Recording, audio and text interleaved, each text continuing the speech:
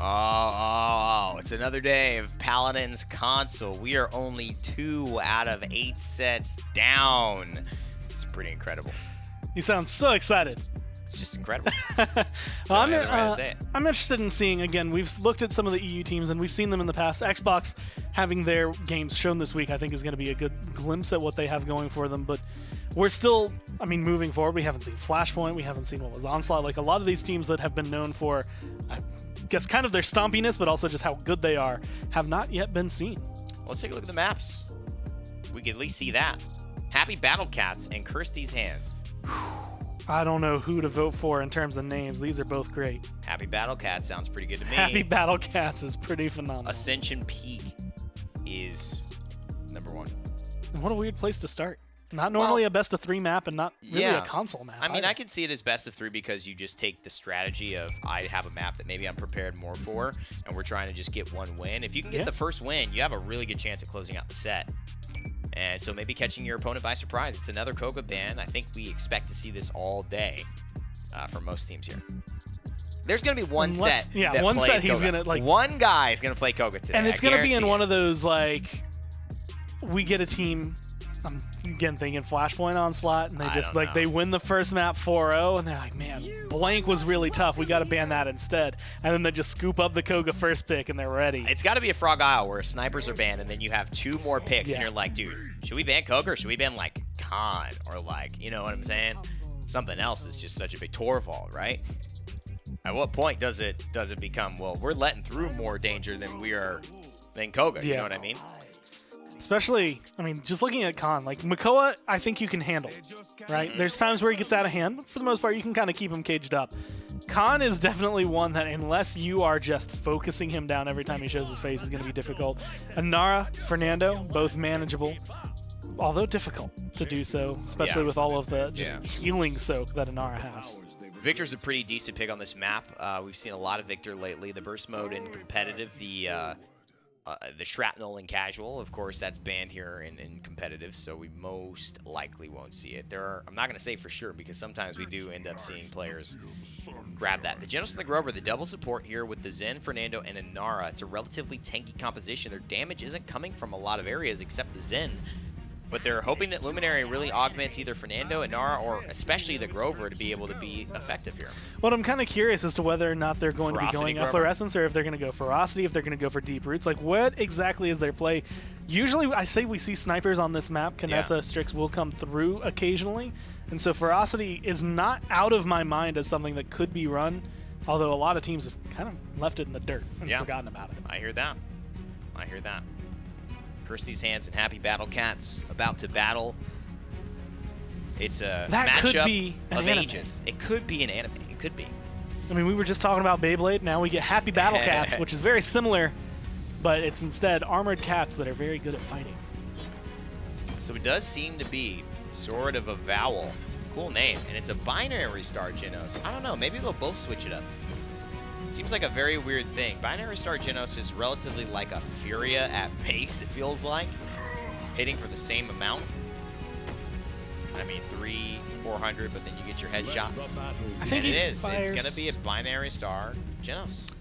I think it's slightly faster than Furia, but it's going to be, I want to say kind of barely, if that. It's just a hit scan presence to have, maybe to help take care of the Drogos, but curious to see how this is going to work overall. HappyBattleCats. It's a little unorthodox. It certainly is. I'd love to see those DPS charts as well, especially with Furia maxing out her healing. Mr. Pickles, though, finds the first kill, and I think this is what we're going to see. Mr. Pickles probably dove into the back line trying to make something happen. Milka-Cat, though, is definitely doing his job on the Fernando, and they essentially are just trying to go for staying power. They know they're going to have some decent healing. They know they're going to have some decent damage, and they have 2 sources of that healing. So, really unfortunate to miss the dash there. He was going after the Victor, but just couldn't make it happen. And unfortunately, not going to even have the fireball. No line of sight, no real ability to be able to tap him just as he gets out. And then Bishop gets out with a kill. Mr. Pickles is going to go down. There goes Milka-Cat. And it seems like Curse These Hands, well, their hands aren't that cursed. They're doing just fine. I guess not. That was a really weird, like, position for him, though. I will say he didn't even look to try to shoot a rocket. Normally, Drogos will at least fire the combustible from there. He just thought, let me just die quickly, regroup with my team. Furia unable to go down, and the Inflame is close to being at the ready. Fernando and the Ruckus Dovahkiin fighting. That shield holding only for so long as the Ruckus is just wailing and wailing in. Oh, the headshots are just screaming through, and the Binary Star Generals can't get enough, and there's a barrage from the Victor as well. Being able to find a lot. Hexafire now online, so if you need something to be able to just eliminate and kill off a couple of people, that's going to be exactly what you need. Zing going to dash through, but it's still finding a lot of damage. Even if he doesn't get the kills, this should be a follow-up. Oh, he got it! He got the... Oh, Dovahkiin! Also going to get a Quadra here out of nowhere. Kev Falcon finds it. HappyBattleCats in their little bit of a cheese comp do not come out on top. It's Dovahkiin with the triple to seal the deal. And Ruckus, who said he was out of the meta? I'm going to say, of the two teams, HappyBattleCats definitely feels like they're trying something fresh, right? Kirsty's Hands has been watching the PPL the last week and just drafted what they've been going for. They get the Ruckus, Drogoz, Furia, Victor, Barrick. It's just comfortable, and it is solid. It's got a lot of damage output, a lot of control, and it's got a lot of safety in it as well. Even though these front lines are not known necessarily for big health bars, they have a lot of self-shielding, a lot of self-peel that can get them out of there. Will finish him off. It seems like Milka Cat finds the way to Fluffy Koala. These names, my goodness gracious. They had some time to think of these ones, huh? This is, I mean, when you spend years on Xbox Live or on PSN, you know, whatever. Endless creativity. You're saying you get the opportunity to think of your name. Oh, wow. See you, Mr. Pickles. Oof. Oof. That's the most analysis I can get for that one. That's a big yikes. Oof. Anything else somebody under the age of 13 might say.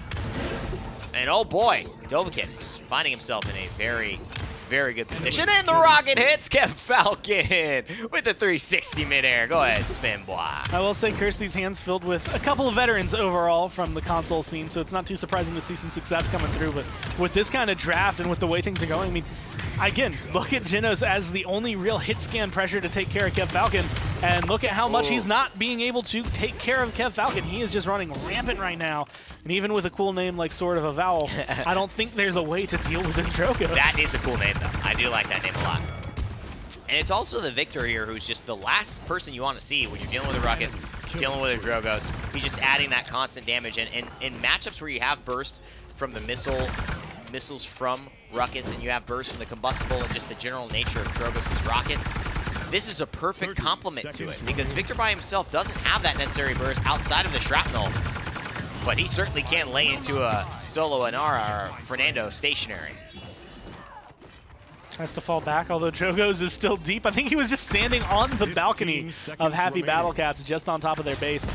But because they backed off, because Fluffy Koala actually still has full health, if that rocket boots had gone differently, he might have been able to aggress, but they're going to get taken down at the last second. I think he tried to protect the Furia. Unfortunately, the Furia is in a situation where there was no potential to protect her.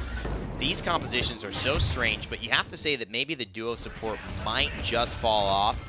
It really hinges on this Genos, though, because if, you know, one of the reasons you see the Genos in high level is just because of the Luminary. Binary Star is a very selfish form of Genos, and it could have just been to take it away from Kirsty's Hands, but it's 0-3. It's gone Binary Star. It's at the bottom of the damage charts. I mean, why run a talent like that and do no damage? It doesn't make any sense to me. It seems like that's where they went wrong. I mean, you can also look at the fact that, I mean, even Zen, someone known for outputting a ton of damage, is also floating around that same area. So yes, Genos right now, you're beating Furia. You're catching up to Zen, but honestly, I feel like that's more of a lack of pressure coming down from Mr. Pickles. A lot of instances where we see him getting blasted off the edge of the map, more than we actually get to see him find anybody with a spite, with any shots.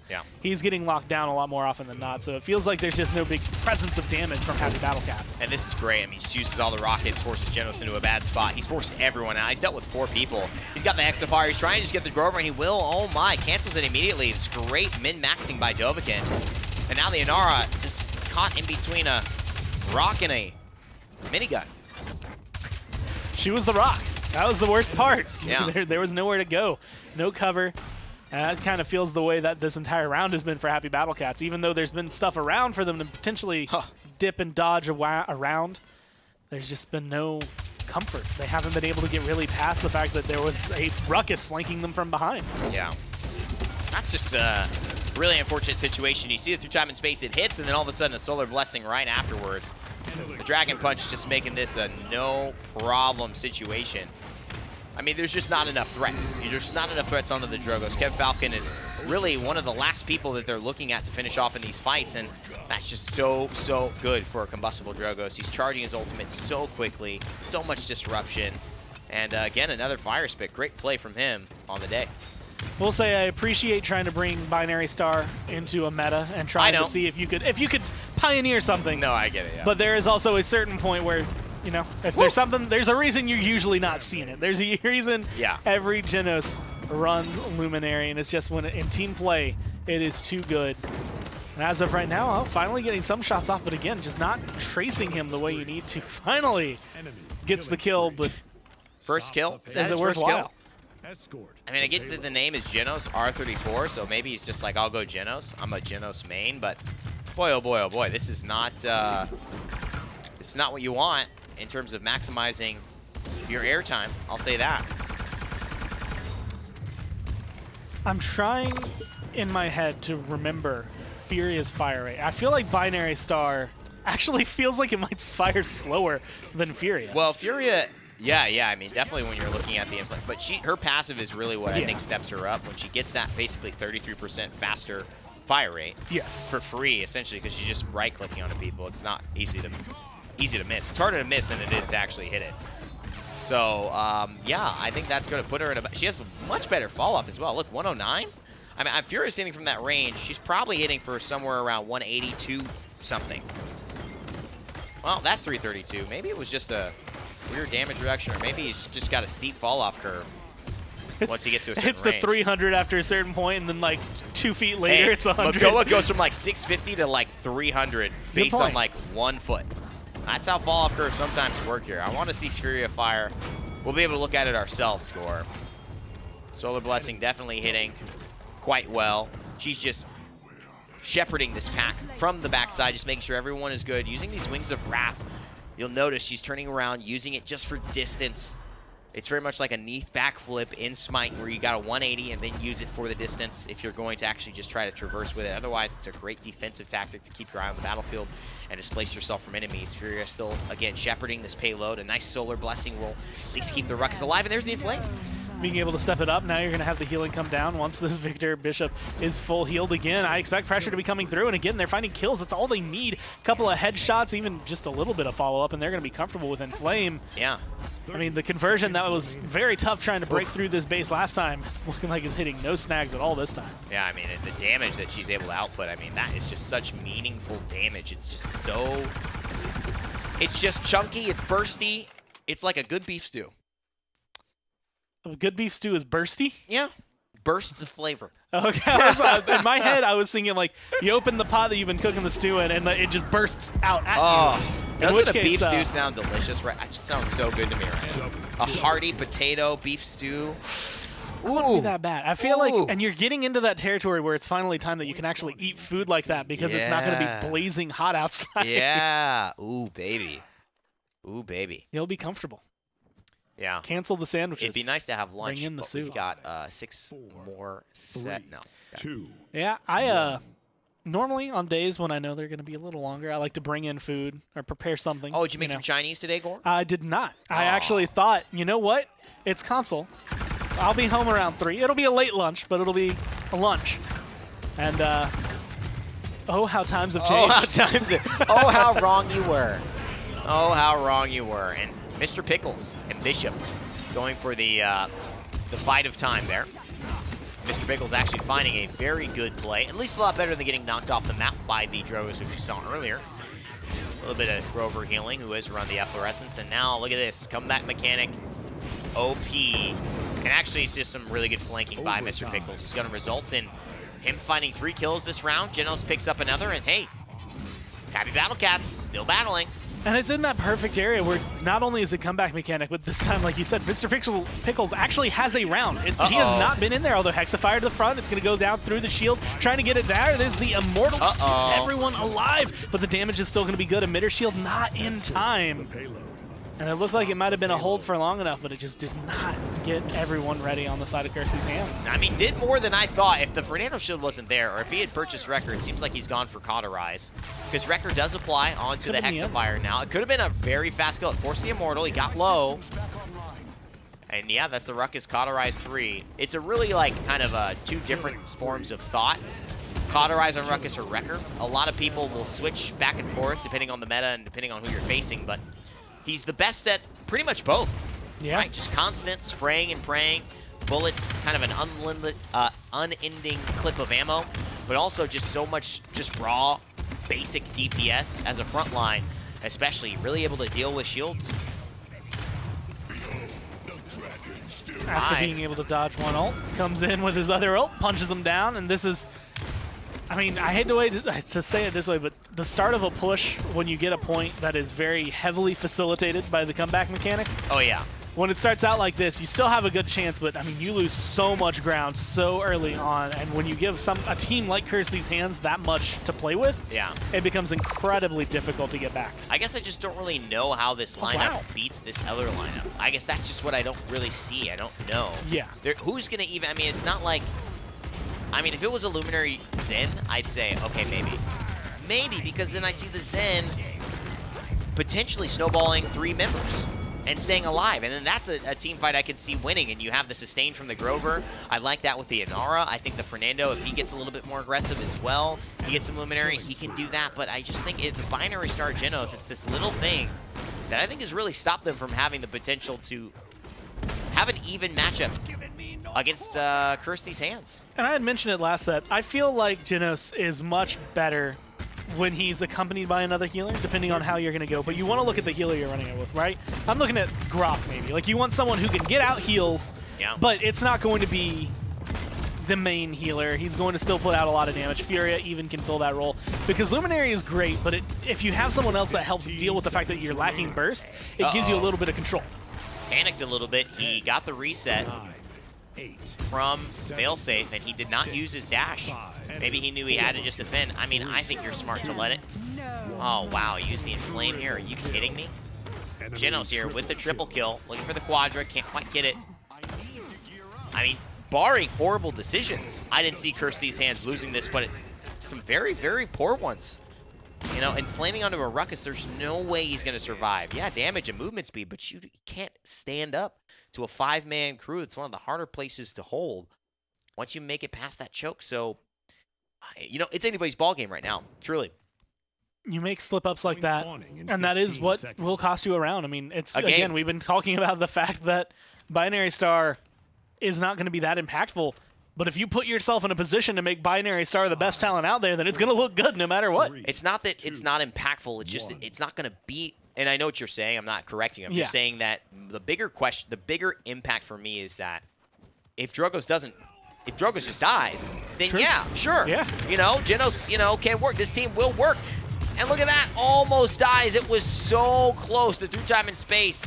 Man, he hedged his bets, and unfortunately, it does not go his way. And now this Drogos is able to snowball. Now there's not as much pressure. It looks like this should be it. Oh, and it's the Dovahkiin Ruckus who finds the final kill. Milka-Cat is going to go somewhere else, maybe to Milka-Cat. He's definitely not going on to the objective. I'm surprised Drogos doesn't finish him off there. Maybe that's a misplay as well. Until you said his name as Milk-A-Cat, I was thinking of Milka, which is a German chocolate company that make very delicious chocolate. But that is just, I guess, a difference in upbringing really showcasing right there. No, you know what this is? This has got to be a reference to Meet the Parents. It's got to be a reference to Meet the Parents. There's a great scene in Meet the Parents where he says that he's milked a cat before. And the dad, who's played by Robert Downey Jr. No, not Robert Downey Jr. Robert De Niro says, "You've milked a cat? What?" And it's just this hilarious scene where he continues to lie about having done that before he destroys the ashes of Robert De Niro's mother during the dinner. One of the greater scenes in that movie, which is a classic here. So far, though, HappyBattleCats turning it around. Maybe Milka-Cat is true. Maybe Bidstiller did it, and maybe Fernando can do it as well, but not with GC2MT finding the kills here. being able to find just a little bit. 99% looking for the Hexafire. It's popped at the tail end, and that's going to give a little bit of burst. It's going to force the Immortal at least, and everyone getting pincered. Furia behind, Bishop running around. That 99 turns to 100. Oh, man. You popped off. That was a what fun, got you fun so moment. excited out of nowhere? That Hexa, he was at 600 health and a Hexafire at 99%. And I knew he was going to pop it. That's the thing. There it is. I'm actually really... Most people just die. These guys usually, they hit me up after on Twitter or something like that and say, yeah, Randy, this is how you say my name. Or, hey, Randy, dope casting, just to let you know this is why I did this. I really want to hear from Milk a Cat and see if I'm right on the reference. You're it right might not be true, but that's the only thing when I think of milking cats that I can, it's in popular culture, that I can throw it to. And even if it's not, that's a hell of a guess for me. Okay? That is, I mean, that's a really good one. That's not where my brain was going. I was No. just like, all right, you milked a cat, whatever. Have fun with that, I guess. It's because it's such a strange thing. Like, you don't milk, obviously you don't milk No. cats. They got nipples. And that's what he does in the movie. It's hilarious. That's what he does in the movie. That's what it is. Meet the Parents is a classic. I love that movie. It's one of my favorite comedies. I haven't seen that movie in a long It's great. And you can watch it during kind of Christmas time, too, because it's got that holiday family vibe. Definitely do it. Definitely do it. You're Definitely do it. That'll be my man. Christmas this year. Instead of what my parents' tradition, which has been a Christmas story for 24 hours. Oh, my God. That's my uncle and his family. I know that movie like the back of my hand now, because that is literally every year. It is a good during movie. Christmas. It's You a good open movie. presents, and then the rest of the day, that's all you hear. You know what I really love, though? Our Christmas movie, as we see the drafts coming through, it is another Grover for Catch These Hands, and HappyBattleCats will have to switch off maybe a little bit something more stereotypical for Paladins draft. But it's Christmas Vacation, National Lampoon's Christmas Vacation. That is a big one. Obviously, a lot of people say Elf. You know what I mean? Oh, there it is. There it is. I was really curious because ready. I turned over to look, and I was like, "That's not what I'm doing right now." They're What's already getting ready for the next Esports Weekly Joe Bro joint. we've already got some great stuff. Oh, that was great I don't know if today. you saw the Inara earlier. I did. She jumped over Makoa and goes and gets the point touch. Actually ends up winning the Amazing. point fight. Amazing. It was I can see that being not only in a top play, but also in the meme video, because Makoa's point of view for it was perfect. Was He's great. Like, He's like, what? Can't turn up like quite fast. Look at this lineup here. This is what I'm saying. When you keep banning Koga for sure, and a team Drogo's like no front lines, right? But Koa's on the board, Torval's on the board, Fury's on the board, Tyra's on the board. At a certain point, is it worth it? Is it worth it? Because this Torval could be the worst thing you've ever played against in a lineup like this, especially safeguarding the Vivian. But the Tyra's going to be very treacherous as well if she can get that hunting party off. A lot of danger on the battlefield. Tyra has been, I mean, a big point of discussion for the last week. We mentioned it on Esports Weekly earlier. And it's just, is it hit or miss? I mean, if she comes through, she can get quadra kills, but at the same time, she can come through and have no kills at all. Yeah. So you have to play her appropriately. It has to be in the right draft with the right team. And so this is going to be the big question for Bishop, switching over from the Victor to the Tyra. Not a big switch up in terms of play style. Switch up. But definitely going to have to be very careful now that there's Vivian, there's a Furia, there's a Bomb King on the other side looking for blood. Looking for blood. Sort of a vowel. What are the cooler console names I've seen? And this is, what is this, Opportunity and Chaos? What is this, the Genos talent? For the Vivian. It's for the Vivian. It's on the right side there, Opportunity. In Chaos, so the longer she's firing, she's going to gain 20% bonus damage, which is her own version of a, Tyra's Hunter's Mark, essentially. And boy, oh boy, this Fernando's like, hey, I'm dying a little faster than I'm used to. Oh yeah, it's that mark. And Genos R34 actually getting himself in a pretty decent spot to be able to contend against Kev Falcon with that damage. Being able to set himself up, though, burning a lot of people. Once that mark comes off cooldown, you can expect this Fernando to not live too long. Although, again, you're looking at the positioning-wise. How is Tyra approaching this fight? How is she being able to get in here? And unfortunately, waiting on that cooldown, it lasts so long that you admittedly have a lot of downtime. We got to take a look at this loadout for this Tyra. She's got some reload speed in there, and I'm not exactly sure where. I mean, she's reloading so quickly. What is going on? Did she buy Deft Hands? Is this just Tyra's base reload? I mean, this clip is coming in pretty fast. It definitely feels much quicker than it should be. And because of that, I mean, just looking at the damage output she's had as well, you're having a lot of uptime that's just full fire rate. My man's getting this. Yeah, I don't know.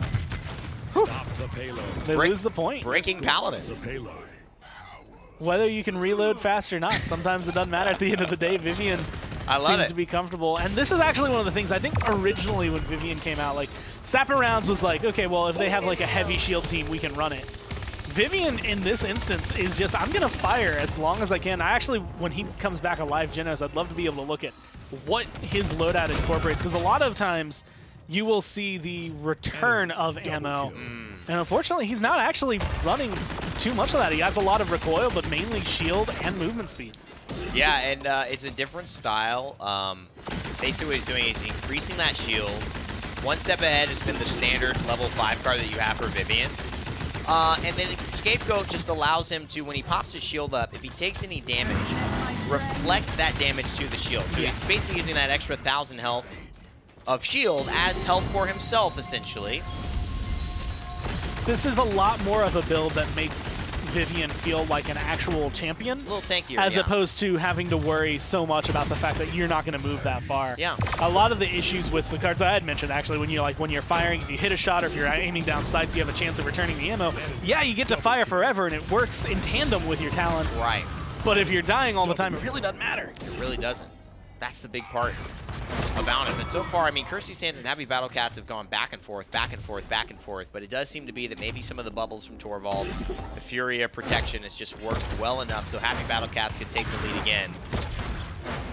Coming out on top this time around, I am a very big fan of R34 on this Vivian instead of the binary star Genos. I was thinking the same thing about Mr. Pickles with Zen and Bomb King. This Bomb King so far, I mean, he's hitting a lot of shots, a lot of good angles, and even though right now it's not having any like explosive kills, he's getting a lot of control and a lot of utility out of locking down Kirsty's hands essentially in the corner. And look, I mean, he's got a great angle up top. There's a lot of damage on the table. Oh, one more. Fluffy Koala was going down. And now he falls. Maybe just a misstep, but it's the Hyper Beam. Oh, boy. Beautiful play here from Milka Cat. And you know what? I don't care where your name is from. I don't care who you are.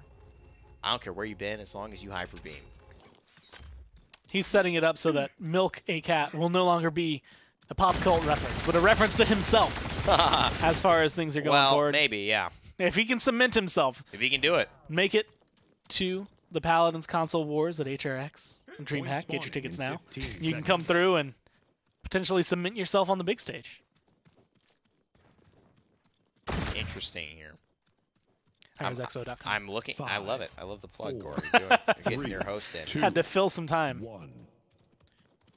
I'm very excited about the future of console. I think people are getting a little bit more comfortable and experimenting, changing tactics. We're seeing a lot of flexibility in lineups. It's a lot of fun.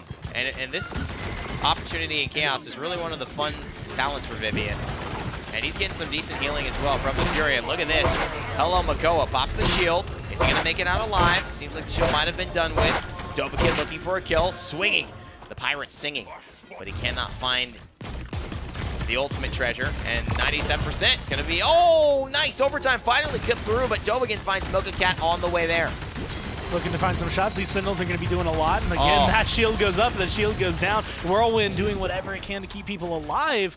HappyBattleCats do lose Torvald overall and all of that. He's going to be coming back, so the shields are going to start coming back up. So much damage! And no one's being able to take care of this Vivian. I mean, she's getting Furia, right? So right now, it's a really patient play that they have to go for, but the problem is they need Cauterize somewhere. Not if it's the Tyra, though. She does not have enough health to match this. Tries to get the Hunter's Mark onto it. Dovahkiin looking to pressure out. It's really going to be whether Tyra or Vivian come out of this fight alive, and it seems like Mr. Pickles has made the decision. He takes the double kill on for himself, and Dovahkiin goes down again to Sword of Avowal. This is incredible stuff. And Milka Cat, yet again, HappyBattleCats. And I think I'm starting to get the cat reference now with the name and with Milk. Are you saying he milks his teammates? Oh my god. He milks the Battle Cat. Oh! Abort. I abort this conversation. We're falling back. We're gonna fall back. Fall this back. Is some uncharted territory. Retreat! Retreat, Gormizer! Retreat! You're in enemy territory! I mean, they're deep in enemy territory right now. HappyBattleCats do not seem worried at all. I guess it's, in their mind, their territory. just for the taking. All they have to do is stop Curse these hands from getting off of their base, and they're going to be comfortable. The healing is on point. The damage has been solid. A 10 streak right now for this Vivian. And with the Sentinels almost right back up, although if they can keep this pace up, they might not have a chance to get them back. I mean, this is what happens when you don't ban Torvald, you give Furia up, you just Bomb King. I mean, look at all this. I mean, the Inflames, the shields. They're trying their best. It's just nothing. Oh my God, that Pyre Strike hit 3. That hit 3. That was huge. And there's the King Bomb as well. I don't know how long this Koga insta-ban, give everything up to the enemy team, is going to last. It might last today, but we are certainly seeing certain teams pay for it with their hubris or their over-respect. Look at this Vivian. Look at this Hyper Beam. Look at this payload. It's just a Pip versus the Cunning. And you know what? Bomb King's back to take control. I thought for sure that we weren't going to see Kev Falcon jump in there, and I'm like, that payload's going to walk in right in front of his eyes, and he's going to be filled with remorse. Instead, it's just going to be filled with a death feed for the side of blue. Clean. Clean. 1-1. Here we go. Very interesting. Very interesting. I wonder how long this Koga ban is going to last, because you just start to see too many things that are problems, and you say that, is Koga really going to be the problem? I already know Torvald is going to be the problem. I already know Fury is going to be the problem. I already know Bomb King is going to be the problem. I'm pretty sure Koga will be a problem. Yeah. Is it more of a problem than letting all those things? Is now where you just have to talk about it, and it's a team mentality, that decision. I think a team can let Koga go through and actually get enough of a good lineup against it by letting it go through that they beat the Koga. But again, I'm not in this scene, so I'm not playing. These players, I mean, if it's anything like my Koga, then it's definitely not too difficult. You don't need to ban it. Yeah. But I'm curious as to whether or not, because, I mean, now in my mind, well, Torvald's going to be taking off the table. That's what I'm saying. In my not head, again, I was like, never again. If you get Koga and Torvald, then you have the double whammy. Of course, if anyone lets that through, then I don't know what they're actually banning. Unless, I guess they'd ban Bomb King Khan and you just throw away your bans because you know what you're going to get. Well, they banned the Vivian, so now they ban the Khan, and that's the thing. You know, if you don't ban that Torvald and you ban a Bomb King or something like that, right? You can maybe force the Torvald Khan ban. They know one is coming for you. The other thing is, though, HBC, they get the others, and it's like, I think it's really the fact that Makoa is something that people are allowing more and more to be played. You know, in Europe and in PC, I think we will see a different mentality because Makoa is not going to make it that easily. It's not like Koga's going to come in and everyone's like, oh yeah, ban Koga, you get Makoa first pick every game. That's not going to happen in Europe. I know it's not. And where's Tyra fitting in here? You know what I'm saying? It's going to change. It's going to change based on PC. Interesting way they have to face it. They take the 2 blasters, leave Drogo's open. I'm curious to see what Bomb King Willow are going to do as a combo. And I'm curious if HappyBattleCats are going to go for something like a Binary Star Genos to try and lock down up in the air, or if they're going to look for something a little bit more orthodox now. Healer, I mean, Maldamba's open. You have a ton, really, to choose from. It's going to be the Saris. I kind of forgot about Saris. It is, yeah. It's easy to forget. You could go Void Abides here. I think it wouldn't be the worst thing ever. Also, you know, just Mortal Reach is a standard, just extra 1,000 healing for her right-click Restore Soul, so I don't mind it. The Victor is a decent pickup. Willow can still win that matchup if she has the Nightshade Burst. And one of the best things about it is that she's not picking it up for the burst onto the Makoa or the Fernando. She's picking it up just to have, you know, whereas if you have the Inara and the Fury on the other side, and that's, I think, why they take the Willow instead of the Drogos here, just to make sure that HBC can't get that anti-heal onto the tank they're really counting on being incredible at their sustain. Victor's going to be the one to potentially make the big swings, I think, overall for HBC.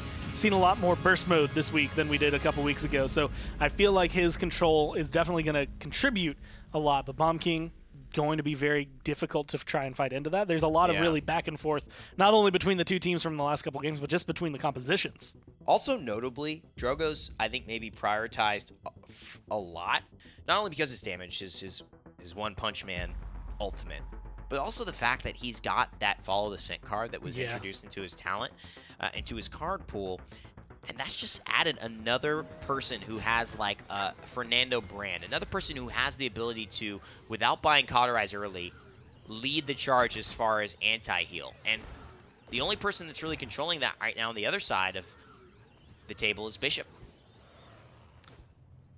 And that control makes such a big difference. I mean, looking at the healing that is going to be thrown down, or I guess not even the healing that's going to be thrown down, but the anti-heal that's going to be thrown out towards this Inara specifically. She's going to be the mainstay focus for those shots.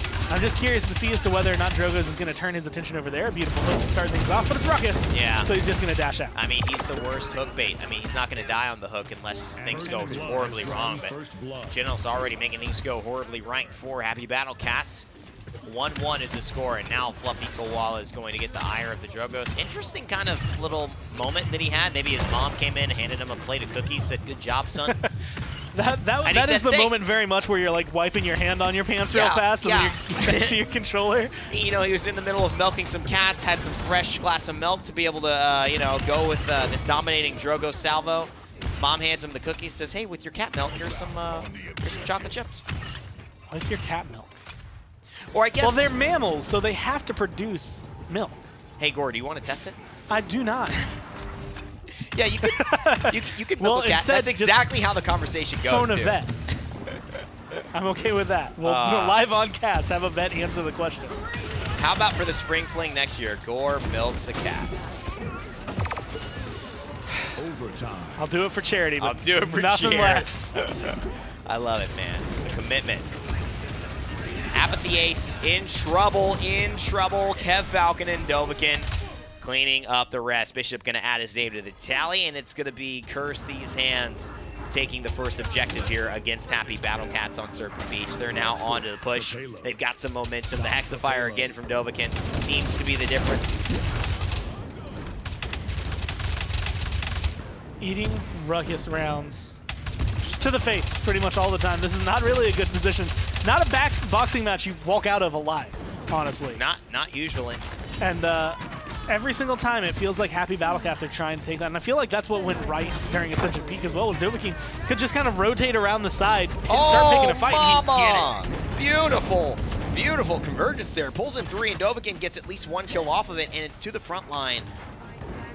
So all the meanwhile, this payload push has not stalled at all. It's been constantly moving. They have kept pressure, and that's one of the best things to do. And here's what we're talking about, the Nightshade against the Victor, and it's now up.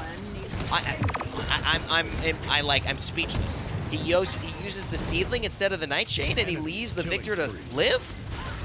That was a big misplay. That was... yeah, there's no other term for it. I was trying to think of a way to describe it, but you just messed up. You're looking at 2 abilities. They both come off cooldown. You need to hit one, then the other. Yeah. That Seedling was going to be impactful after that fight, but because of that, not only do you see Victor come through, but now your team's facing a lot of elimination. Skills are starting to pick up for HappyBattleCats. Dovahkiin doing his best, but Saris has been forced away. Well, look at this. I mean, he finds one, and look at this. Bishops is back. So, yes, he was not there in the beginning, but it seems like he has made it right on time. Going to flutter up into the air. He's also got the Fate Flight, which is an ultimate I wouldn't mind seeing used. But they've got 50 seconds left, so there's no need to it if they don't feel comfortable, and it seems like they do another convergence. Wow, wow, wow. Girl, we haven't seen this convergence used so effectively in a long time, and GC finds another 2 to 3 man convergence. A lot of ults used at the end, though. I mean, you get the convergence. The convergence is looking beautiful, but you use not only that, but your Fate Flight, plus your Hexafire. So a lot of that potential in this round, maybe of control, maybe of just combos, is going to be taken away. But I mean, you're still looking at 2-0 and 8, 6-0 and 7, I believe it was for Dovahkiin. So a lot of comfort coming down from this team. They know their champions very well, so they're not too worried about what's been going wrong. And again, Bishop, you don't really need Fate Flight at the beginning of a round. It's helpful, but it's not necessary, especially when you're looking more towards how do I box out Milk a Cat, how do I help deal with Mr. Pickles and Apathy Ace to make sure that their healing isn't going to be so much that we just can't kill them. Also interesting to note that Milk a Cat is on the, I believe, the Victor, but is not onto that frontline role that he was on earlier. It's actually Geno's on the Victor, Milk a Cat onto the Drogoz, excuse me. Dovahkiin, unstoppable right now. 14 streak. This Ruckus is a problem. We've got to deal with it somehow. And he's using his mobility perfectly. I mean, every single time he's in danger, you see the shield go up. Once it burns down, dash, dash. He's out of there, and he's ready to re-engage. And then you get instances like this. All it needs is one Saris heal, and all of a sudden, Makoa, who thought he had the upper hand, is the one having to turn tail and run. And you're looking at just a great pairing of healing and frontline presence because Dovahkiin knows when to go in and when to go out, but when he does need to get bailed out, GC is right there. A double kill for the Saris. Convergences that are changing the tide of the battle. I mean, this is exactly what you want. This is everything that you need from a support. Now trying to set themselves up. They seem comfortable on the point, but Kirsty's Hands has given up a little bit of room to HappyBattleCats in the past couple games, so it's definitely not enough to be sure of yourself. With Saris, I mean, Convergence is ready. The minute you see a couple people, I feel like that's an easy call. I agree. And it seems like it's been very, very hard to avoid it from them. Not a lot of quick movement abilities on the side of HappyBattleCats. I mean, Wings of Wrath maybe, Shell Spin, I don't know. It seems like they're just converting. And here's the Fate Flight, and I like it. Keep the momentum going. You got the right idea, but oh boy, don't get caught out by the Genos. He does. Beautiful flank there. Double kill picked up, and one of them is going to be the healer, so that's going to be even more impactful over time. You see Ruckus having to dash away, and Nara having a wall to get away. And Genos, just with a nice flank, good positioning, is able to hold on to that. Nice jump from Bomb King, but that payload, all that momentum, like you were saying, they were trying to withhold. They were trying. Got pulled right back down onto the ground with that play. Yeah, and it's okay. I mean, I like the fact that they were doing their best to try to keep it up. I like the high risk, high reward situation, especially when you're 3-0. Like, keep it going. What do you have to lose? Not much. You still got a minute and 30 now. Is your second go at it. If you get sort of a vowel here, I mean, I don't see this being an easy defense. HappyBattleCats are going to have to make something happen. It starts with this barrage, and they don't get what they want. It definitely starts and maybe ends with Milkacat at least finding Bishop, although he has a sliver of health remaining.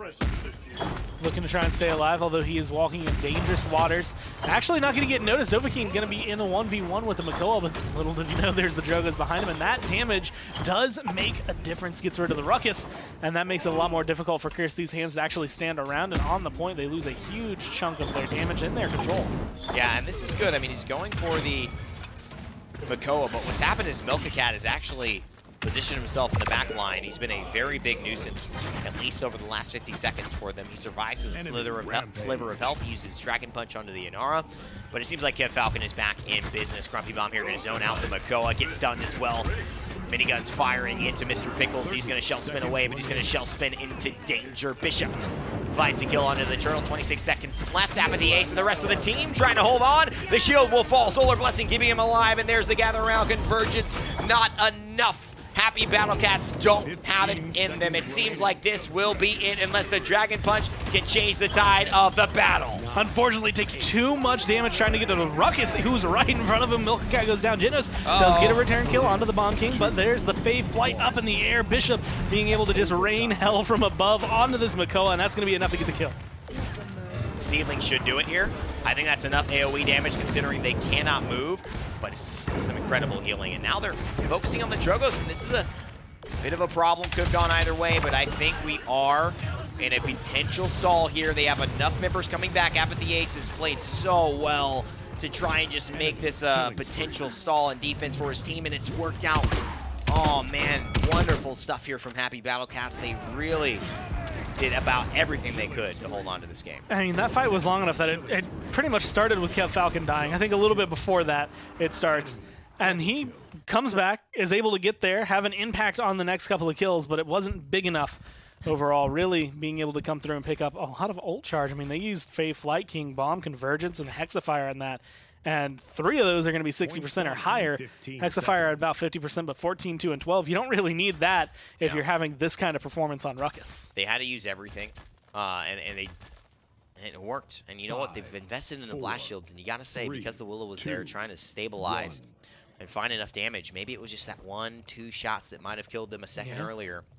Gotten her that dead zone back because she's got the heavy Just Believe, elimination reduction, elimination cooldown reduction card. I don't know. A lot of different things happening. Fluffy Koala still on the point. Combustible, that's going to hurt GC. What can he do? Trying to hold on to the angle on the side, looking to try and box out and kill off this Bomb King. But it feels like Genos is just kind of in this area, or I guess Victor, since it's way more confusing to call him by his name. It's just coming around, going to be able to get at least a little bit of a kill, cleaning up Fluffy Koala, but you lose your Drogos in the process, 39% on the point, and your Makoa. Yeah, this is the problem, sort of, Valve's dead to rights. And Bishop up into the air after the ace. The fact that he's dying after his team is going to mean that they're staggered now, and Milka-Cat, who is the first to go down, is now back fighting himself and is the first to go down in the second round of incoming players. Kev Falcons, Bomb Kings looking solid today, Gore. Being able to set this up as well, Hexafire once it's back online. That's pretty much, I want to say the finalizer. King Bomb might make a big difference right here. There's going to be another big convergence being able to pull in the front lines, but they just get eliminated. Sword, you're going to get taken down from behind. A vow to that. A vow to that. I'll take that one right there. Kirsty's hands find the victory, and that's all you needed. We expected it, and it did go down, although it took an extra round, and it was a good defense. That's all you can do in those situations. Try your best. Sometimes it works out, sometimes it doesn't. Kirsty Sands grabbed the W. And being able to take Bright Marsh, I want to say, as controlling as they were, HappyBattleCats definitely had something there, but you could tell that the control, and especially the drafting after game number 1, there was a lot that it was just too strong from Kirsty's hands, where it's just like, okay, you're picking up a very comfortable set of champions. You obviously know how to play your Ruckus, you know how to play your Bomb King, and once you can just kind of draft around that, your team is never going to be worried. Well, that's it for this set here. That was set number 3 in the PCL today. We've got 5 more coming up, so plenty of time. Get some lunch, get some drinks. We'll be right back with set number 4 after this.